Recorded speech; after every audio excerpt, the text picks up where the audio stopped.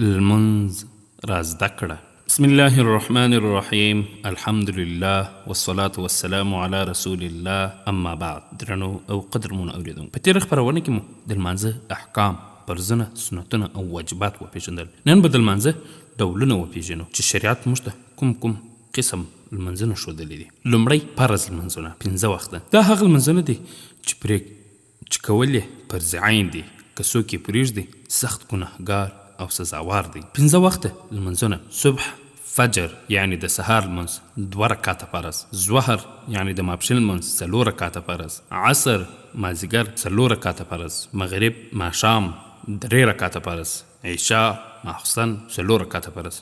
ټول 18 رکعاته فرض لمونځ دی. دویم واجب. دا هغه لمونځونه دي چې کول یې لازم دي، که پرېښودل شي ګناه ده خو د فرض درجه نه لري. مشهور واجب لمونځونه: وتر لمونځ، د ماخوستن لمانځه وروسته 3 رکعاته لمونځ چې د وتر لمونځ دی. دویم عیدین لمانځونه، یعنی د لوی اختر او کوچني اختر، عید الفطر او عید الاضحی، دا لمونځونه واجب دی. دریم د جنازې لمونځ، د میت لپاره او د قضا لمونځونه، د پاتې شوو فرضو قضا واجب ده. دریم سنت لمونځونه.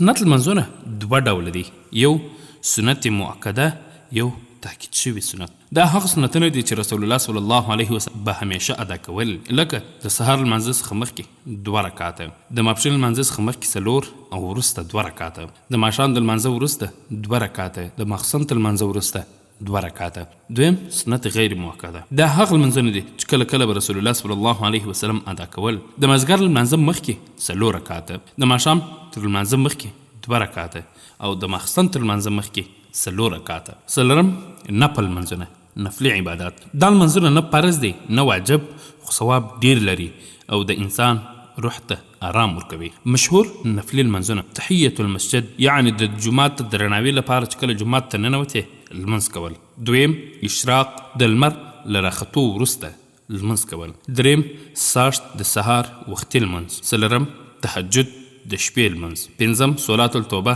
د توبې لمونځ. شپږم صلات الحاجه، د اړتیا لمونځ. اووم استخاره، د خیر وغوښتلو لمونځ. پنځم د جمعې لمونځ، نماز جمعه. په ورځ د جمعې د ماپښین پر ځای 2 رکعاته فرض ادا کیږي په جماعت سره د امام خطبې سره. د جمعې ورځ 2 رکعاته فرض، 4 سنتونه مخکې او سنتونه وروسته، بیا 2 سنته. شپږم د جنازې لمونځ، صلات الجنازه. دا لمونځ د مړي لپاره کیږي، واجب کفایي دی، یعنی که ځینو وکړ له نورو ساقطیږي.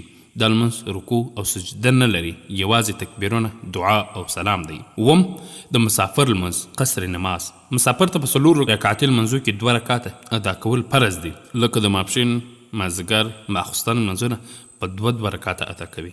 سنتونه که وخت وي کولی شي، که چیرې داسې عجل کار و، یعنی مټر جنتلی یا بل څه، بیا که سنت پرېږدي باک نه کوي. لمونځ د بندګۍ ستر عبادت دی. هر ډول لمونځ که فرض وي، واجب یا نفل، خپل مقام لري، خو تر ټولو مهم دا دی چې لمونځ پر وخت له اخلاص، خشوع او خضوع سره وسي. درنو او قدرمنو اوریدونکو، په راتلونکي خپرونې کې به ان شاء الله تعالی د لمانځه په ترجمه او ژباړه شروع وکړو. تاسو له موږ سره وسئ. تر هغه وخته خپل منځونه مه پرېږدئ. والسلام علیکم ورحمة الله وبرکاته.